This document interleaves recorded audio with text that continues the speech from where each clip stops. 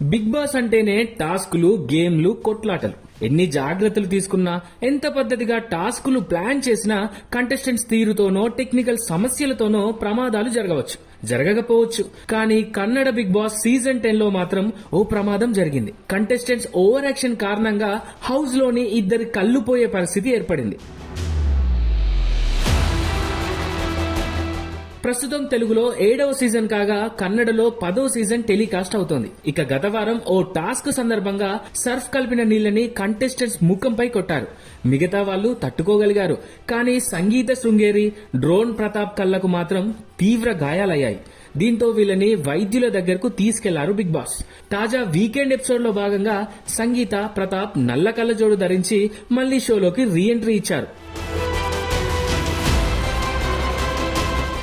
ఇక రావడమే టాస్క్ సందర్భంగా తను అనుభవించిన పెయిన్ గురించి హోస్ట్ సుదీప్ కిచ్చాతో చెప్పింది సంగీత. టాస్క్ అవుతున్నప్పుడు చాలా నొప్పిగా అనిపించింది.